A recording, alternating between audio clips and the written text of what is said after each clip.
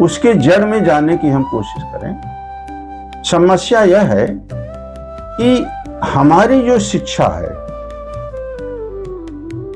वह शिक्षा अधूरी है। धन पैदा करने के लिए, कमाने के लिए तो शिक्षा है, परंतु धन कमाने के बाद जीवन को सुचारू रूप चलाने के लिए, सही ढंग से चलाने के लिए और सुखमय जीवन हो, यह तो उस शिक्षा पद्धति में है नहीं। अब करें तो क्या क्या करें? हाँ, एक अधूरी शिक्षा धन कमाने की हो गई, बड़े हो गए, धन कमाने का रास्ता खुल गया, कमा रहे हैं, परंतु धन कमाने से वो तो धन तो जीवन का एक छोटा सा भाग है, लेकिन जीवन जीने का जो ढंग है वो तो आध्यात्म से आएगा, और आध्यात्म का सहारा धर्म ग्रंथ से है। तो धर्म ग्रंथ अगर नहीं, धर्म ग्रंथ का सहारा नहीं लेंगे तो संस्कार नहीं आएगा, और संस्कार जब नहीं बनेगा तो धन दौलत रुपया पैसा सब कुछ हो जाएगा, परंतु जीवन सुखमय कभी भी नहीं हो पाएगा। अधूरा, अंदर से खालीपन रहने ही वाला है।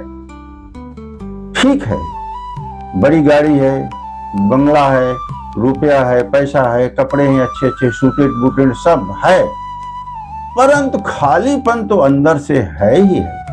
आप देखते नहीं, पूरी दुनिया में जितने भी आश्रम है, जितने भी मंदिर हैं, जितने भी देवालय हैं, उसकी तरफ ये लोग आकर्षित हो रहे हैं। लेकिन अब एक तरफ जो मुख्य रूप से जिसके द्वारा हम पृथ्वी पर आए हैं, माँ और बाप, हम भगवान को देखे नहीं है, लेकिन माँ बाप के द्वारा इस पृथ्वी पर आए हैं, तो कम से कम इतना तो सोचो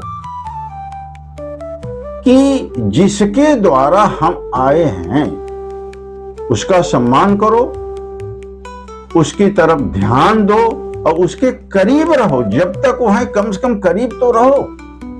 उनको बहुत धन दौलत नहीं चाहिए, बच्चों का प्यार चाहिए। हाँ, अरे भाई इतना तो सोचो, माँ 9 महीने, 10 महीने, 8 महीने तक गर्भ में आपको लिया है, रखा है, इसके बाद आप पैदा हुए।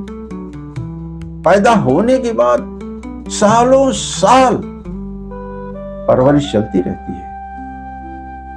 पेरेंट्स अपने पेट को काट के, अपनी इच्छा को मार के आप का पालन पोषण करते हैं, पढ़ाते हैं, लिखाते हैं, बड़ा करते हैं। अरे ये भी सुनने में आता है कि रात में अगर बेटा सुसु कर दिया, बेटी सुसु कर दिए, कपड़े गीले हो गए हैं, तो माँ गीले में चली जाती है, बच्चे को सूखे की तरफ रख देती है। अरे अपनी इच्छा को मार के तुमको बड़ा किया है, तो तुम्हारा क्या फर्ज बनता है? हाँ ठीक है, उनकी कमी ये रही होगी कि तुम्हें पढ़ाया, रुपया पैसा धन दौलत कमाने के लिए शिक्षा दिया, लेकिन आध्यात्मिक शिक्षा की तरफ उन्होंने ध्यान नहीं दिया, और ध्यान न देने की बहुत सारे वजह हो सकते हैं। तो इतना तो निश्चित है कि संस्कार के लिए हमें कोई न कोई सहारा लेना पड़ेगा, क्योंकि हम जब पैदा होते हैं तो परिवार का, समाज का, प्रकृति का जो भी हम देखते हैं, जिस बीच में हम पलते हैं, धीरे धीरे धीरे धीरे अपने अंदर वो बात आ जाती है। और हम सनातन धर्म से संबंधित हैं, हम वहीं का सहारा लेके बात कर रहे हैं। तो हमारे सनातन धर्म में जो धर्म ग्रंथ हैं, हाँ धर्म ग्रंथ तो ये नहीं है कि आपको बहुत पैसा वाला बना देंगे, बहुत सुंदर बना देंगे, बहुत संपत्ति वाला बना देंगे, बहुत कुछ आपके पास शोहरत हो जाए, ऐसा कुछ नहीं है। धर्म ग्रंथ मात्र आपको जीवन सुखमय बनाने के लिए वो प्रेरणा देंगे, रास्ता देंगे। तो जब बच्चा पैदा होता है तो 4 चीजें उसके लिए निश्चित है। पहला, वो जिंदा रहना चाहता है। देखते नहीं, छोटे छोटे बच्चे भी जिससे खतरा होता है वहां से भागने लगते हैं।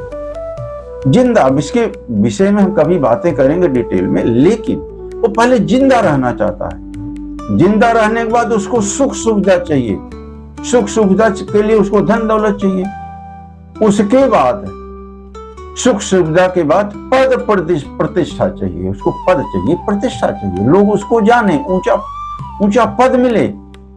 हाँ, इसके बाद उसको यह पता है कि राम राम सत्य होने वाला है, एक बार वो दुनिया से जाने वाले हैं।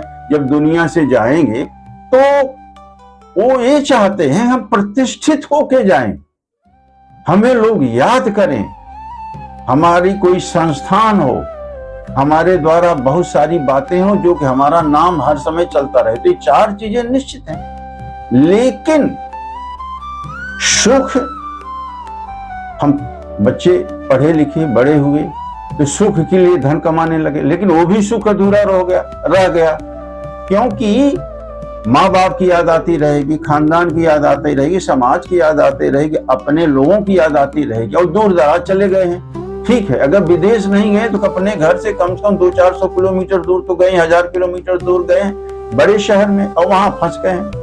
और मैडम जी आ गई हैं, अब मैडम के सारे बच्चे हो गए, अब उसमें फंस गया। मैडम जो पत्नी उनकी आती है, अब देखो, हम पत्नी के अगेंस्ट में मैं बात नहीं कर रहा हूं, मैं यह कहना चाह रहा हूं कि ब्लड को खींचता है। तो पति पत्नी में पति के जो माँ बाप भाई बहन है, ब्लड उधर से है, और पत्नी का जो ब्लड है वो उनके माँ बाप भाई बहन से है। तो दोनों तरफ उनका, पत्नी का झुकाव अपने माँ बाप मायके वालों की तरफ से है, और पति का झुकाव अपने माँ बाप इस लोगों की तरफ से। तो ये दोनों तरफ खींचते रहेंगे। क्यों? ये तो स्वाभाविक, प्राकृतिक है, ये तो होगा ही होगा। लेकिन उसके बीच में जो संस्कार है, जो हमारा धर्म ग्रंथ है, धर्म ग्रंथ का सहारा लें तो निश्चित रूप से परिवर्तन आएगा। और एक बात मैं आपको और बता दूं, जो जितना ही करीब होता है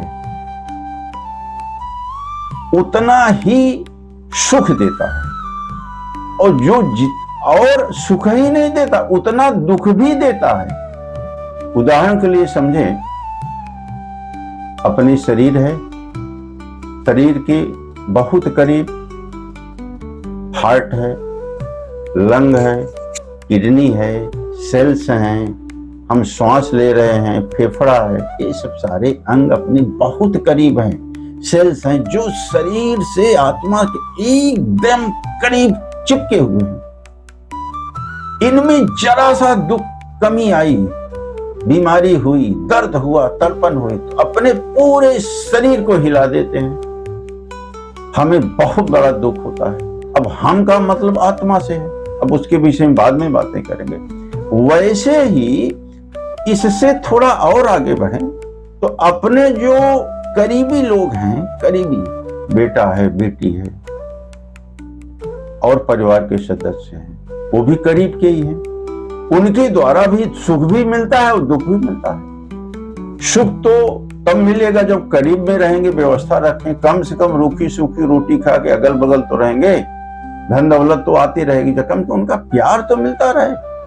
रात भर दुख में है, तकलीफ में है, पीड़ा में है, कोई सुनने वाला नहीं, नौकर चाकर तो बाहर से ताला लगा के, सिगड़ी लगा के चला गया, दूसरे दिन आएगा। अगर नौकरों को घर में रहने की व्यवस्था है तो अपने जगह सोते रहेंगे, सुनेंगे नहीं। उनकी सेठ सेठानी रो रहे हैं, चिल्ला रहे हैं, उनको पानी चाहिए, क्या चाहिए, वो सोते ही रहेंगे। सुबह उठेंगे, अरे सेठानी जी मुझे नींद आ गई, क्या करें, उठ नहीं पाए।